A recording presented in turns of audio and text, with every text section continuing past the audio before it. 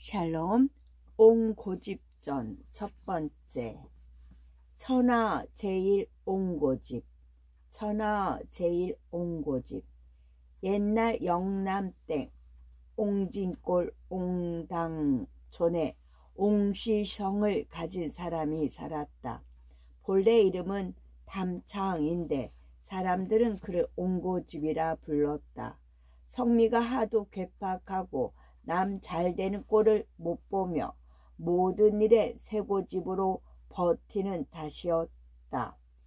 그런 고약한 성질 때문에 사람들은 옹고집을 멀리하였고 집안의 머슴들조차 잘 따르지 않았다.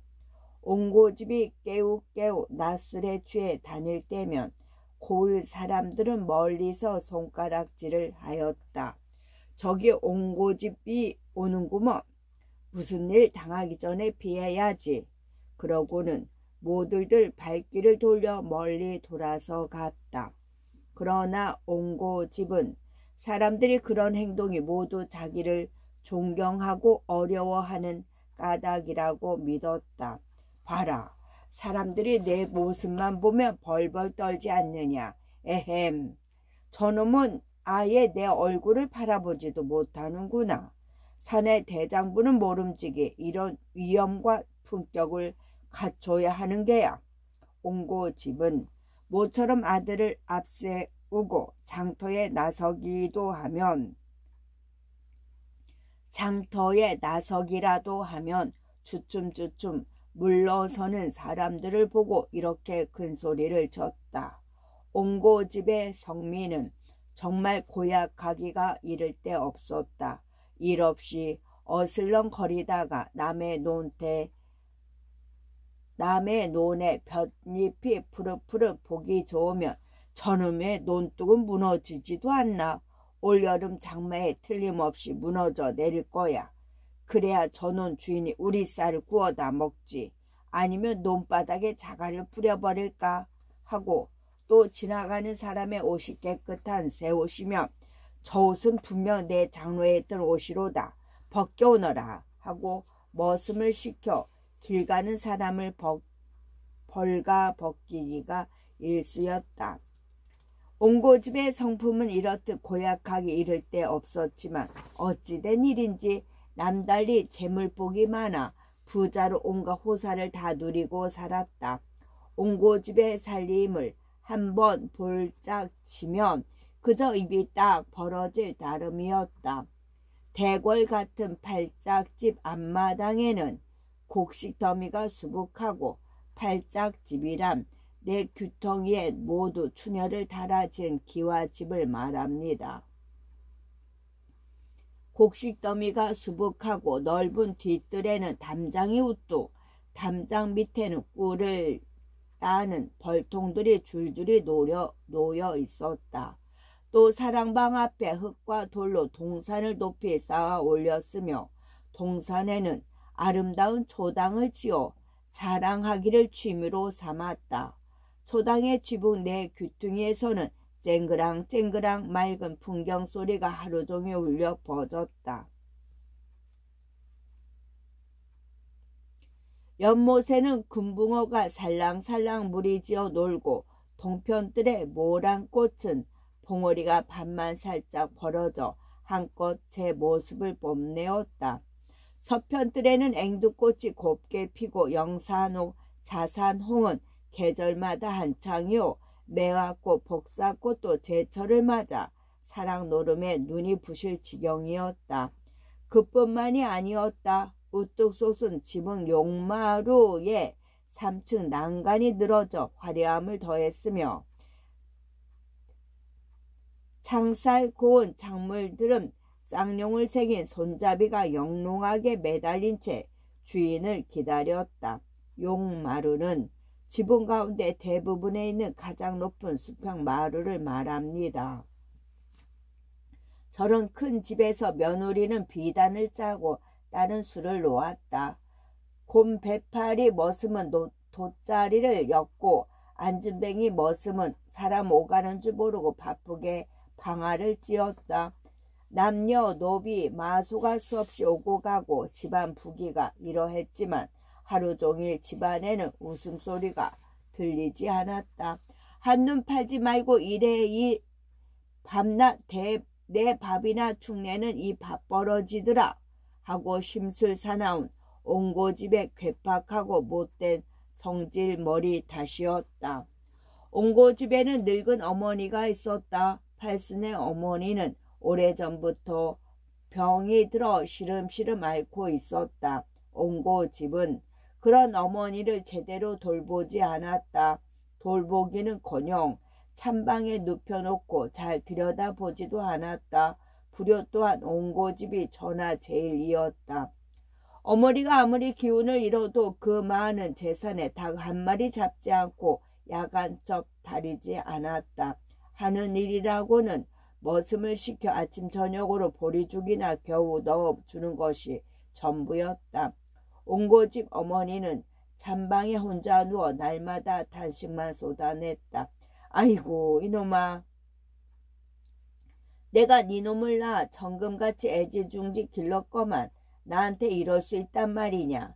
누르면 꺼질 세라, 불면 날아갈 세라, 온갖 정성 다하여 길러냈건만 어찌 어미한테 이럴 수 있단 말이냐. 이 불효막심한 놈아.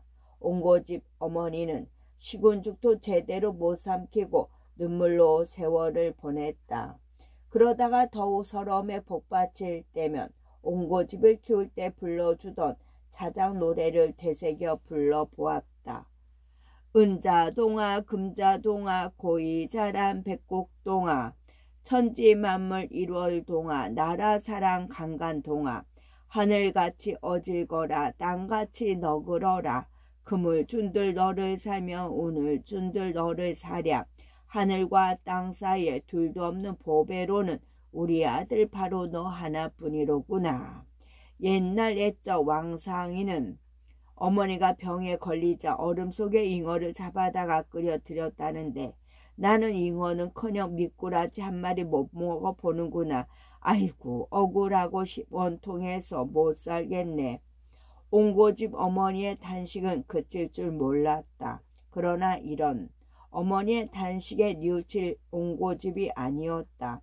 그때마다 옹고집은 시치미를 뚝 떼고 어머니에게 불평만 늘어놓았다. 아니 지금 무슨 말씀을 하시는 게요? 지금 진시황 같은 이도 말이 장성을 쌓고 호화름 궁궐에서 3,000명이 넘는 궁녀들과 천년만년 살고 싶어 했지만 결코 어찌 되었소? 외지고 조그만 산에 초라하게 묻히지 않았소? 전쟁에 나가면 백전백승하던 조나라 패왕도 결국 유방에게 패하여 스스로 목숨을 끊었고 안현 같은 어진 선비도 30살을 안현은 덕행이 뛰어난 공자의 제자입니다. 안현 같은 어진 선비도 30살을 못 넘기고 죽었는데 어머니가 뭐 그리 대단하다고 자꾸 오래만 살려고 그러시오. 옛말에 인생 70 고래희라 하였는데 어머니는 80이나 되셨으니 이제 죽어도 남은 한이 없을 것이오. 오래 살면 욕심만 많아진다 하였소. 공연히 시비 걸지 말고 조용히 누워 죽이나 드시구려. 인생 70 고래희는 사람은 70살까지 살기 어렵다는 말이라지요. 옹고집에게는 병든 어머니도 귀찮은 존재에 불과했다. 옹고집의 심술은 나이가 들면 들수록 재산이 늘어나면 늘어날수록 더욱 심해졌다. 거지가 찾아오면 동량을 줄 듯 말 듯 문전에 세워두었다가 끝판에는 조롱하며 하인을 시켜 쫓아내기 일쑤였다. 지나가는 손님이 오면 사랑 재워줄 듯 받아들였다가 해질녘이 되면 인정사정 없이 몰아내었다. 담장 밖에 아이들 노는 소리가 들리면 뜨거운 물을 퍼다 흩뿌리고 게으름 피는 어린 종은 대추나무에 꽁꽁 묶어 놓고 저는 대청마루에 큰 대자로 누워 코골며 낮잠을 잤다. 옹고집의 심술이 고약하다 해도 그 중에서 가장 못된 짓은 중을 박대하는 것이었다. 옹고집은 대문 밖에서 목탁 소리가 들리거나 장삼차량만 슬쩍 비춰도 눈알이 확 뒤집혔다. 연불 한 구절이 끝나기도 전에 버선발로 뛰쳐나가 고래고래 소리를 지르며 눈알을 이리 지켜두고 저리 내리깔며 발길질을 하였다. 저 중놈의 째진 눈 좀 보아라. 얼마나 남의 눈치나 보며 곡식을 탐냈으면 저리 눈을 감고 중얼거릴까. 얘들아 뭣들 하느냐. 곧 숨이 넘어갈 듯 종을 시켜 발다리 허리할 것 없이 빈틈없이 결박하고 나무 송곳으로 귀를 뚫고 그것도 모자라서 사랑채 앞에 뉘어놓고 볼길짝을 시켜쳐서 내쫓았다. 이러니 탁발 오는 스님이란 스님은 모두 엉금엉금 기어서 마을을 빠져나갔다. 스님의 귀를 뚫다. 옹고집의 온갖 나쁜 짓이 날로 심해지면서 금강산 월출봉 쥐암사에 있는 학대사에까지 그 소문이 전해졌다. 학대사는 오랜 수행 끝에 도를 통한 도승이었다. 학대사의 깊은 불신과 도술은 귀신이 감탄할 정도였다. 긴 수염에 초롱초롱 빛나는 눈, 아이처럼 맑은 얼굴에 지혜가 하늘까지 닿는 큰 스님이었다. 어느 날 학대사가 대웅전에 앉아 명상에 잠겨 있을 때였다. 갑자기 해오리 바람 한 줄기가 법당 안으로 휘몰아쳐 들어왔다. 저작거리에 흉흉한 인심을 전하려는 듯 한동안 머물던 해오리 바람은 잠시 후 휘파람 소리를 내며 어디론가 달아났다. 그 소리는 옹당촌에서 들려오는 비명소리였다. 학대사는 굴리던 염주를 꼭 움켜쥐었다. 슬며시 눈을 뜨고는 긴 한숨 끝에 몸을 일으켰다. 걔 누구 없느냐? 학대사는 젊은 중을 불렀다. 부르셨사옵나이까 큰 스님. 내 진작부터 자일필 미뤄오던 일이 있느니라. 인간이 불쌍하여 약간의 뉘우침이라도 있으면 그냥 넘어가게 했거늘 날이 갈수록 행패가 심해지는구나. 무슨 말씀이신지요 스님? 젊은 스님들이 손을 모아 예를 표했다. 저 멀리 옹당촌에 옹자수라는 못된 인간이 사람들 괴롭히기를 밥먹듯 하고 더욱이 불도를 우습게 하라. 중을 보면 원수 보듯 하는구나. 더는 두고 볼 수 없으니 내가 가서 그놈의 버릇을 단단히 고쳐주고 와야겠다. 학대사는 대웅전을 뒤로 하고 멀리 산 아래 인간 세상을 내려다 보았다.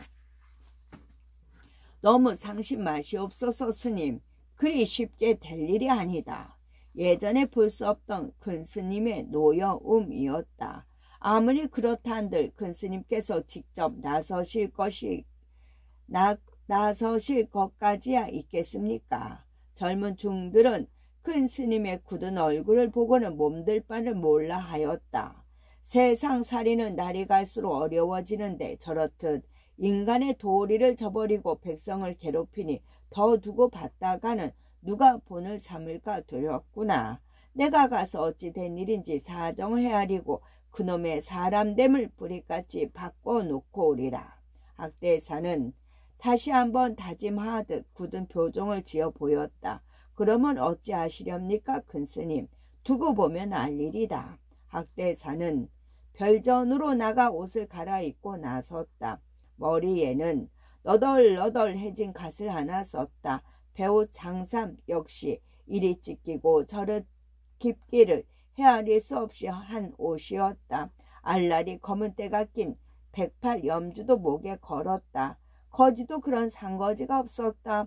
수염도 아무렇게나 엉클어져 몇 년 동안 따뜻한 밥 한 끼 못 얻어먹고 깨끗한 목욕 한 번 못한 몰골이었다. 그러나 움켜진 육환장을 땅을 짚으며 지축이 흔들리듯 전지를 버텨낼 듯 무겁게 든든하였다. 육환장이란 손잡이 위에 6개의 쇠고리가 달려있어 땅을 짚을 때마다 새소리가 울리는 지팡이로 주위를 경계하려는 뜻이 담겨 있지요. 어험, 이렇게 차려입으니 그런대로 재미가 있구나. 학대사는 치렁치렁한 장삼 자락을 흔들며 산길을 내려갔다. 산에는 온갖 꽃이 만발하고 새들은 슬피 울어 발길을 재촉하는데 너울너울 학대사의 거동은 나비처럼 가벼웠다. 새들의 지저김에 화답이라도 하듯 학대사는 중얼중얼 혼잣말을 하며 옹당촌으로 향하였다. 팔도에 이름낸 산과 큰 강을 뜬구름같이 다닐 적에 동으로 개골산, 남으로 지리산, 북으로 구월산과 묘향산은 명상준의 명산이로다. 사방으로 구걸하니 108염주 목에 걸고 육환장 손에 들고 삿갓을 눌러 쓰고 자주바랑 둘러매고 목탁을 두드리며 영남 땅으로 내려가자 풍문에 듣자 하니 옹정골 옹고집이 평생의 죽만 보며 동양 주기는 고사하고 귀를 뚫고 볼기를 진다 하니 어디 가서 쥐니를 알아보자. 학대사는 단숨에 산을 내려가 죽지법으로 강을 건너고 들을 지나 웅당촌에 이르렀다. 바로 저 집이로구나. 듣던 대로 솥을 대문이 좌우로 열리고 용마루가 하늘을 찌르니 대단한 부자임에 틀림없었다. 학대사는 옹고집의 집 앞에 서서 목탁을 두드리기 시작하였다. 그러자 머슴 하나가 목탁 소리에 놀라 마당을 쓸다 말고 후닥닥 달려 나왔다. 아이고 또 웬 스님이오. 머슴은 전부터 울상이었다. 시주 많이 하옵소서. 극락 세계 가오리다. 아미탑을 관세음 보살. 학대사는 똑똑똑 목탁을 두드리며 머슴의 말을 못 들은 척 연부를 외기 시작하였다. 아니 이번엔 아주 거지중이 찾아왔네. 또 무슨 험한 꼴을 당하려고 이러시오. 머슴 깡새가 문 밖으로 썩 나오며 학대사의 목탁을 붙들었다. 이때 중문에 섰던 할미 종이 달려나오며 단식을 하였다. 여보시오 스님 소문도 못 들었소이까. 우리 좌수님이 낮잠 주무시러 들어가셨단 말이오. 만일 자수 어른이 잠이 깨면 동량은 고사하고 귀 뚫리고 손목 비틀려 쫓겨날 것이니 어서 서둘러 돌아가시오. 이제 스님들이 매 맞고 봉병 당하는 것 보는 것도 지겹소이다. 할미종은 곧 울음을 터뜨릴 듯 울상을 지었다. 학대사는 해진 삿갓을 살짝 들어올리고 할미종을 보았다. 누추한 행색과는 다르게 학대사의 눈빛이 번떡였다. 이렇게 높고 울창한 집에서 설마 굶주린 종에 대한 대접이 소홀하겠습니까? 산처럼 높은 집에는 꼭 그만한 여유와 인심이 있는 법이지요. 이 몸은 금강산 월출봉 짐사에 사는 중이로쓰이다. 좋은 일이 있을 것 같아서 이렇게 단숨에 여기까지 달려왔으니 부처님께 공덕 좀 쌓으시라고 전해주시구려. 나무 관세음 보살. 학대사는 다시 목탁을 똑똑똑똑 두드렸다. 그때였다. 아니나 다를까 사랑문 문이 벌컥 열리면서 고함 소리가 들려왔다. 걔 누구냐? 옹고집이었다. 어떤 놈이 꼭 금은밤 딱따구리 주둥이 질을 하듯 딱딱거리며 지랄이냐? 내가 내 집에서 낮잠도 맘대로 못 잔단 말이냐? 대체 어느 못된 놈이고. 옹고집이 사랑방 문턱을 내려서며 호령을 하였다. 하인들이 옹고집의 목소리를 듣고 마당으로 달려나와 머리를 조아렸다. 모두들 울상이 되어 대문 밖과 옹고집을 번갈아 쳐다보았다. 네 이놈 삼돌아. 옹고집은 돌연 삼돌이를 불렀다. 낮잠 좀 자려는데 어느 못된 놈의 자식들이 문 밖에서 탁탁거리며 목검 놀이를 하는 게냐.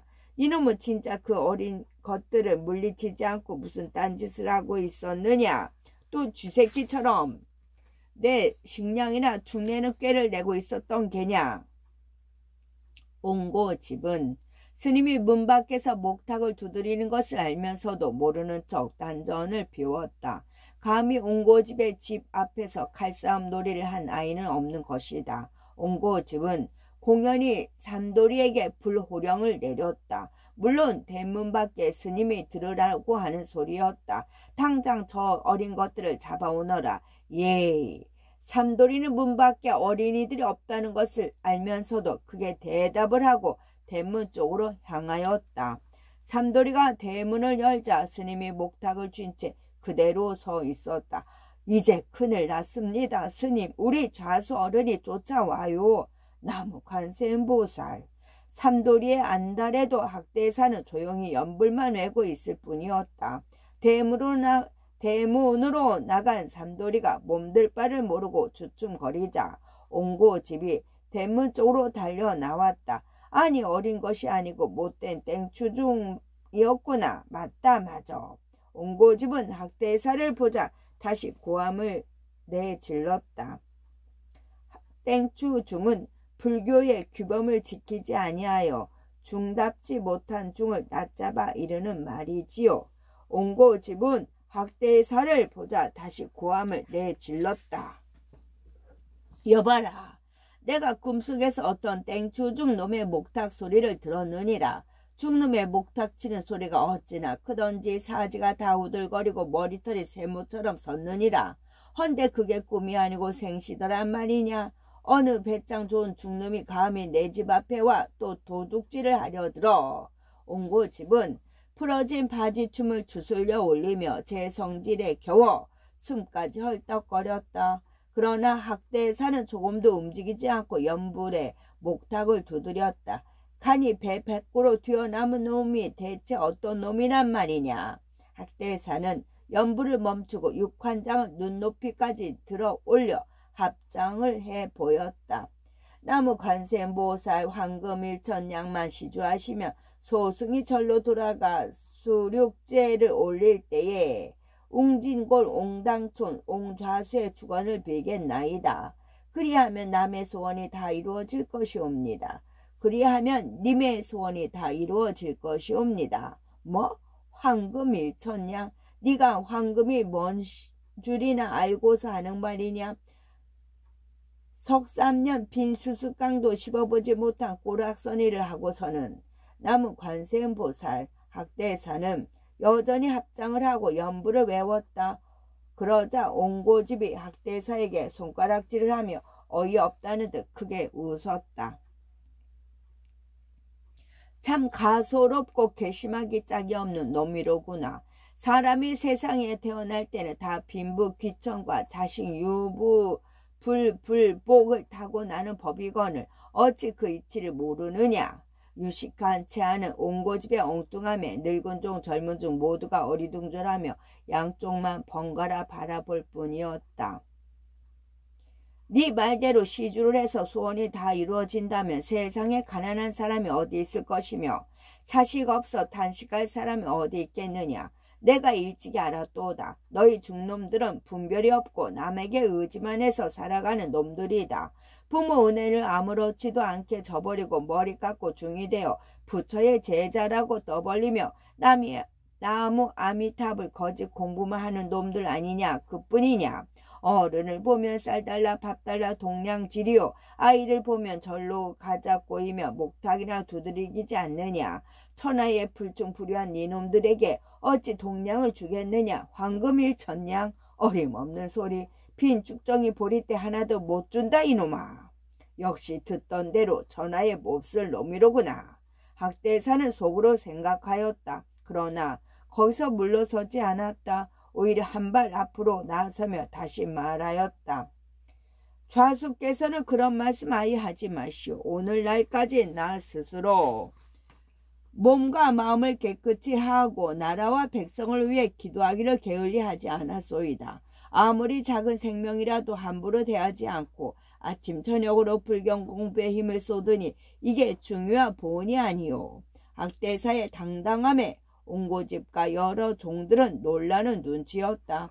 옹고집 앞에서 이렇게 거침없이 나오는 스님은 일찍이 없었던 것이다.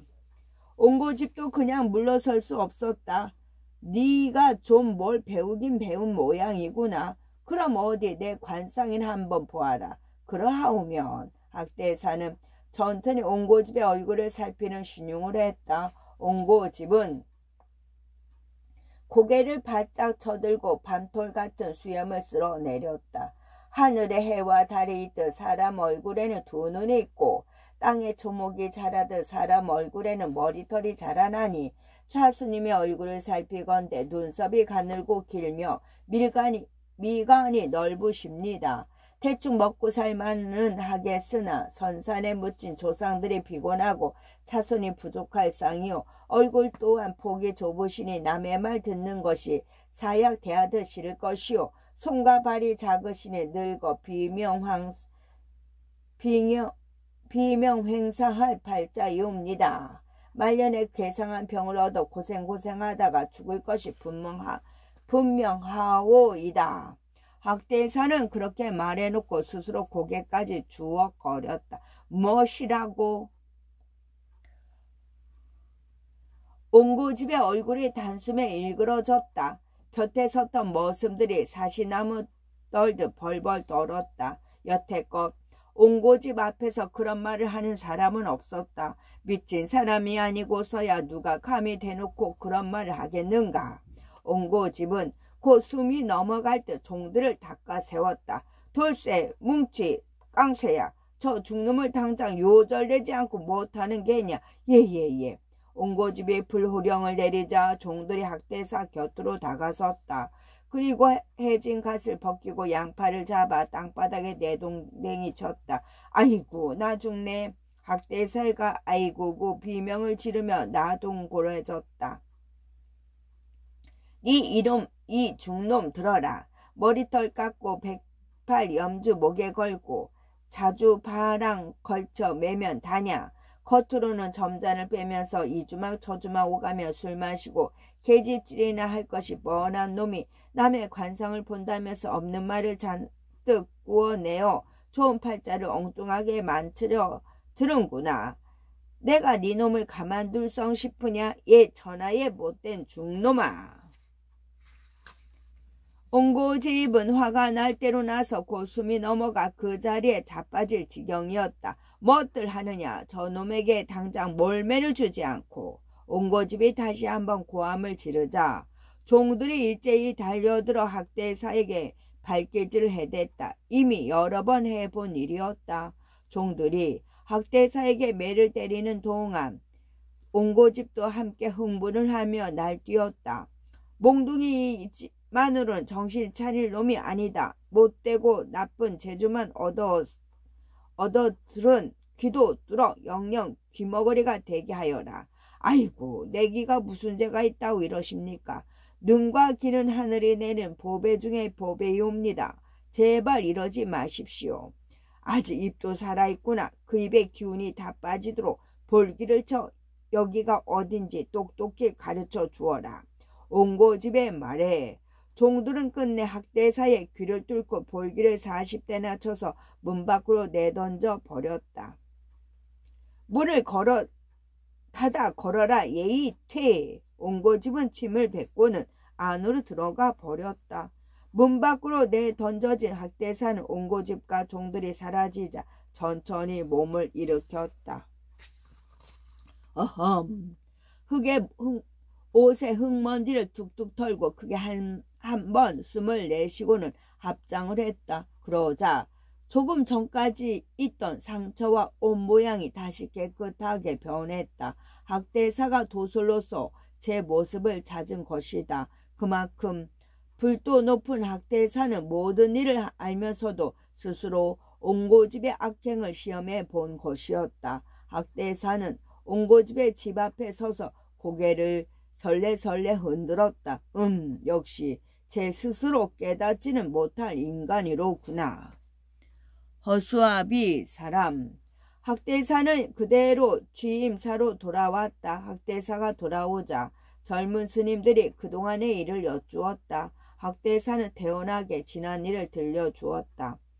세상에 그런 낭패가 없더구나. 대체 그놈의 집에 갔더니 속세에서 들리는 소문과 어찌 그리 똑같은지. 내가 그놈에게 무수한 욕을 보고 그 자리에서 요절을 내리다가 불자의 도리가 아닌 듯하여 그냥 왔느니라 생각건대 그놈을 살려두면 세상 불도가 허사여 모든 스승이 짐승이 되겠더라. 어찌하면 좋을꼬. 너희들도 각자 좋은 생각을 내놓아 보아라. 세상에 그런 놈도 다 있습니까? 젊은 스님 하나가 불쑥 나서며 침을 꿀꺽 삼켰다. 스승님께서는 어찌 그냥 오셨습니까? 높으신 술법으로 염라대왕께 아뢰어 영원히 인간 세상에 발을 붙이지 못하도록 하시지요. 거칠게 팔뚝을 걷어붙이는 스님도 있었다. 벼락을 맞게 해서 아주 태워버려야 합니다. 아니다. 그렇게 단숨에 넘겨버릴 일이 아니로다. 또 대자 대비하신 부처님의 뜻도 그게 아니야. 이번에는 뒤에 물러서 있던 막내 스님이 나섰다. 회동청 보라매로 변하시는 겁니다. 그리고 푸른 하늘 구름 위에 높이 떠서 서산에 머물다가 날쌔게 달려들어 온갖 놈의 머리통을 두 발로 움켜쥐고 두 눈안을 꼭지 떨어진 수박 파듯 흡입하 버리시지요. 아니다. 그것도 아니다. 그러면 깊은 산중에 사나운 호랑이가 되시는 것은 어떻습니까? 호랑이로 변하여 어두운 밤에 옹고집에 담장을 넘는 것입니다. 그놈을 물어다가 아주 인적 없는 외진 골짜기에서 뼈까지 먹어치우는 것입니다. 그도 아니다. 학대사는 법당 앞에 앉아 지그시 눈을 감았다. 육환장을 움켜쥔 손을 파르르 떨렸다. 다시 한 스님이 나섰다. 신미산의 여우로 변하시는 겁니다. 백년 묵은 여우에서 다시 여자로 변하여 분당장 곱게 하고 비단옷으로 지장하는 겁니다. 그러고는 품에 안겨 붉은 입술이 가지런하고 흰 이를 내보이며 달콤한 말로 그놈을 유혹하는 겁니다. 그래서 흥미로운 이야기에 젊은 스님들이 머리를 맞대고 앉았다. 학대사는 그들의 행동이 재미있기까지 하였다. 그 스님은 몸까지 비틀면서 교태를 부리며 계속 말하였다. 저분 원래 달나라 선녀랍니다. 옥황상자께 죄를 지어 인간 세계로 쫓겨나 갈 길을 모르고 헤매다가 산신님을 만났사옵니다. 산신이 이르기를 자수님과 연분이 있다하여 이렇게 찾아왔나이다. 옳거니 이렇게 온갖 교태를 부리면 천하의 온갖 놈이라도 다른 일은 다 제쳐놓고 여우 곁에만 있을 것입니다. 그때 찬바람에 독감이 들게 하여 부들부들 떨다 죽게 만드는 겁니다. 아니다. 그것도 아니야. 학대사는 부처님의 깊은 뜻을 다시금 떠올렸다. 옹고집을 제대로 된 인간으로 만들어 이웃에 도움이 되도록 하고 싶었다. 학대사는 동자승 하나만을 이끌고 대웅전 옆 초당으로 향하였다. 동자야, 지난 가을 산 아래 마을에서 올려보낸 집가리는 잘 있겠지. 네, 그런데 갑자기 웬 집가리를 찾으십니까? 가서 몇 단 가져오너라. 학대사는 동자승을 시켜 볏짚 여러 단을 가져오도록 하였다. 이 집단으로 제 제주껏 허수아비 하나를 만들어 보아라. 이 집단으로 네 제주껏 허수아비 하나를 만들어 보아라. 허수아비요? 그래. 손과 발을 그럴듯하게 엮어보도록 하여라. 나는 가서 헌옷이나 찾아봐야겠다. 제자는 서툰 솜씨로 허수아비 하나를 만들었다. 허수아비는 흉측하고 괴이하게 생겨 먹은 것이 꼭 옹고집을 닮았다. 동자승의 서툰 솜씨 탓이었다. 참 재주도 없는 놈이로구나. 학대사는 어린 제자를 보고 빙긋이 웃어 보였다. 이어 허수아비에게 헌옷을 입히고 머리통에 부적을 하나 써서 붙였다. 그리고 두 손을 모아 합장하였다. 사바나 나무 관세음보살. 그때였다. 휘리릭 휘리릭 두세 번 해오리 바람 소리가 들려왔다. 그러나 소리만 들릴 뿐 바람결은 느낄 수 없었다. 학대사는 눈을 감고 어린 제자는 눈을 뜬 채였다. 너도 눈을 감고 합장을 하여라. 학대사가 조용히 다일렀다. 어린 스님이 잠깐 눈을 감고 합장을 하는데 학대사가 눈을 뜨라고 하였다. 어라? 어린 스님은 놀라 뒷걸음질을 쳤다. 학대사가 주문을 외자 부적 붙은 허수아비 집단이 단숨에 사람으로 변하는 것이었다. 동자승은 입을 다물지 못한 채 학대사만 쳐다볼 뿐이었다. 학대사는 허수아비가 변하여 된 사람 앞으로 다가갔다. 이리저리 겉모습을 훑어보았다. 말머리 형상에 주걱턱이 진 것이 어느 모로 보아도 영락없는 옹고집이었다. 옹고집아, 이제부터 네가 가서 부처님의 뜻대로 행하여라. 저 형상이 옹고집입니까? 놀란 동자승이 물었다. 그래, 아주 한치도 틀리지 않고 똑같구나. 학대사가 다시 합장을 하자 가짜 옹고집이 성큼성큼 언덕을 내려가기 시작하였다. 에헴, 이리 뒤뚱 저리 뒤뚱 뒷짐지고 거들먹거리는 행색이 바로 옹진골 옹당총 천하의 욕심쟁이 옹고집 그대로였다. 허수아비가 변한 사람이라고는 도저히 생각할 수 없었다. 끝.